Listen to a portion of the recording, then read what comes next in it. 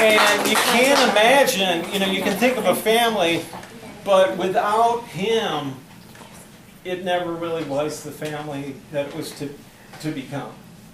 Without him, it was never that family. He used to say that it was perfection.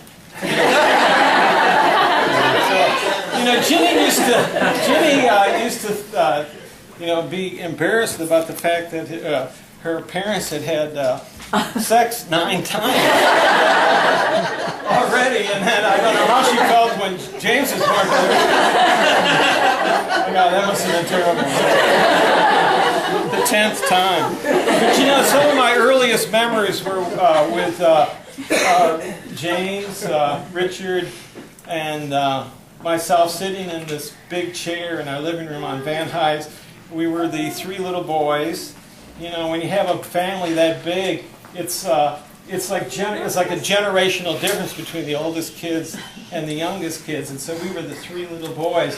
And for some reason in my mind, the earliest memory I have is of us 3 sitting together in one chair in the living room of Van Nuys. We had those pajamas that Grandma used to give us every Christmas, the full body pajamas with the little footsies with the little nubs on the bottom. I hope they still make those, because life will not be complete until you. But James really took off life running, in a way, and there were a few bumps on the road. There's the famous story of how he got potty trained for Mary Ellen's wedding. And I really said that story, I thought about it a lot. And for those of you who don't know, they use candy to coax him into using the potty. And when you think about it, a big part of his life was trying to hit the jackpot and getting that payoff. All you do is you push the little so slot machines and toilets. Mom, I think you set him off. So you set him off on this life of forever trying to hit the big one. But he did get that straightened out finally. And I know Mary Ellen wanted to have a good wedding and not a shitty one. I think it worked out. So that was one of his first little accomplishments. But anyways, he fit right in with the neighborhood of Madison. And the summers, I don't know if you guys have had a chance to read some of the remembrances that people have sent, but the Summers and the Grumans recall him and playing in the sandbox in the backyard, and army men and blocks up on the porch of their house and our house as well. But the thing that everybody says about James, and this is true, is that he was always a friend. And he was a good friend, and he's a person that, and this is actually pretty rare for most people. He was a person who was able to keep friends for his whole life. That's actually pretty rare, somebody to have lifelong friends. And he had lifelong friends. It's because the qualities that he had are what I think we would all like to be, and he had them. And that was, he had a great sense of humor. He was honest with people. He was smart. He was almost as smart as I was. That's saying quite a bit, but anyway. Just some of the things actually said, and I'll go ahead and read this. They pointed to his kindness, intellect, good humor, sharp wit, and some of these are things that you guys actually wrote about him. Honesty, altruism, and that's a characteristic that I think that we got really from you, Mom, and from Dad, is, doing for others. And that's how you become a better person yourself, is by doing for others. Now, he also had a temper, and he would get mad about things, but it was always because something wasn't right with the world. It wasn't for selfish reasons. It was because something wasn't right. Okay, and so he would want to correct those things, and that's the kind of person he was deep inside him. I remember when the Grumans moved into the neighborhood. Actually, I don't remember the Grumans. That's good. That sounds good. Yeah, but anyway, Peter Grumman and James became good friends, and they were really inseparable. And they were good friends their entire life.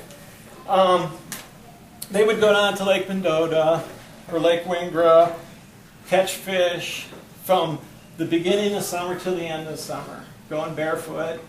And that's how things were then. You could walk down to Lake Wingra and fish all day and come back, and they remember you cleaning the fish and cooking them. And I'm sure that set him off to his lifelong love of fishing too, you know. And you know, fishing is a lot like slots in a way. Right? It's probably more like horse racing. Because what you do is, you know, you get all prepared, you know, and you know, cast your bet or your bait or whatever the hell it is. And then it's up to the gods, so to speak. You know, then it's kind of up to luck whether you're going to hit or not. And he loved fishing. There's one of my favorite pictures of all time is that one with him and you in the boat back there. Yeah, it's that picture back there. If you guys haven't taken a look at that picture, you really got to see that. That's just got to be the greatest picture ever. But you know, James really made a sport of lots of things in his life. He loved to play golf, and he would play golf in the morning, and then go to the showdown in the afternoon and play that video game, Golden Tee Golf. And he got to be really good at it. I never could play it, so I don't know how the whole thing works. But he was always making games out of everything. You know, when he'd play golf, he wouldn't just play regular golf. They'd play wolf, or they'd dimesies, or whatever they would do. And he was always in for the action, because it made a special link with the person, you know. So you play a game, but you're also playing another game with them, and you kind of have a lot of fun doing that. As his life continues, as we're looking at this timeline thing, the younger half of the family moved to Austin. Okay. And I guess there was a little bit of an adjustment period when he came here. He complained that Mom had ruined his childhood. That was, I'm sure that was nice to hear. But, you know, those qualities that his friends in Madison see, the kids at Cassis saw in him too, the Andy, Hickman's, Wiener, all those guys that are, you know, still his friend, you know, his friends for his entire life. And they saw those core values that we all saw too. Okay. Now I was a struggling student with two children eating biscuits. I actually wrote this down. Eating biscuits and gravy and rice and beans. Trying to better my life by getting a college education. Enough about me. As James would say, don't worry about me. I'll be all right. But anyway, so James came to the rescue and got me a job at the Showdown. And it was great because he, you know, I needed a part-time job, as Elsie knows. And he got me a job there. And he, when you think about it, he then got future generations' job there. Who had a job at the Showdown? Yeah. The nephews had jobs there. And so he really started that whole thing for our family, and we got that to be thankful for. So, but the weird thing was, being his older brother, I was, you know, he was always my little brother, right? But no, you know, he was my brother. No, I was his brother at the Showdown. So instead of, this is James's brother, you know, and you know, it's different when you're always, you know, I'm the older brother, he's supposed to be in. So, you know, he's my little brother, Rich is my little brother, Ginny's my much older sister.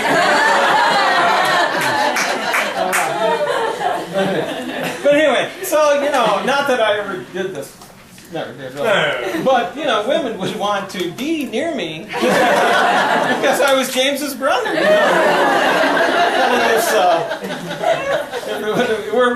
Of course, I had to have a few beers, but it never happened. But it would have been interesting. And once they kind of sobered up, they looked at me, you're not James. You know? Never did work out. So I never really knew too much about James's work career, though. So I did know he had a job, and he got paid. But Ginny, didn't she say that you would ask him, "What are you doing?" He said, "Well, I'll just be sitting at my desk doing nothing." You know? I don't know. I get a way of saying it. Yeah. But It's a steak job. But the reality was, from my understanding, he helped people use their programs. And so he took his, understanding of computers and all that and put it into a helping profession. And those qualities of being able to work with somebody who doesn't really know what they're doing with a program and it kind of feels like an idiot, he would be able to work with them and not, make them feel like they were a valued human being, even if they were kind of an idiot. But it was always, done with his smile and that sparkle in his eye. Even if he was ever sad or angry, at the end of it, he always had that kind of like self-deprecating humor where, it would, at the end, it would always be, well, I might be mad and angry, but at the end, he can just kind of smile and have that twinkle in his eye. And April, you were truly the love of James's life. And we all joke about how we're the most precious ones in Mom's eye. But when you think about that, being able to say that says a lot, to be able to really feel honestly like you are the most precious person. But you were truly the most precious person to James. And you were able to see him through the good times and the bad times, And I want to thank you for helping him through those times, And there were worries, about the cancer, and all the way up until the end of his life with us, you were there for him. And I don't know what to say about that except thank you so much.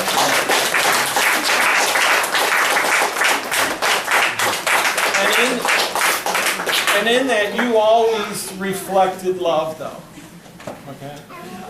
You always reflected love. And that's, in the end, that's the most beautiful thing. Well, the timeline ended, and James died. But when you think about it, that whole mosaic of who he was as a person really lives on. And each of those words that each of you think about when you think about him, that is the reality. Okay, that is the reality of who he is and who he was and who he'll always be. All right? So we live and James died. All right? And it causes us to kind of examine how we live. When I saw him, the last time I saw him, I said, and I don't know if I was just trying to wish this for myself, but I told him, I'll see you again, because I honestly thought I'd see him today here at this reunion. But I also said to him, but if not, I'll see you on the other side. Right.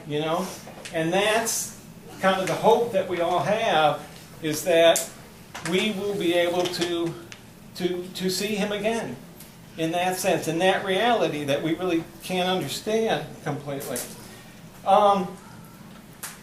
So when we're, angry about the great injustice of his death, or depressed and sad, and that's something that we're feeling and we're going to feel, instead of saying, because he died, I'm angry, or because he died, I'm sad, or because he died, let's think about, because he lived, I have all that love that he had given. Okay, and we all have all of that. So it's not about the fact that he died, it's the fact about that he lived. All right, and I want to thank you so much for letting me.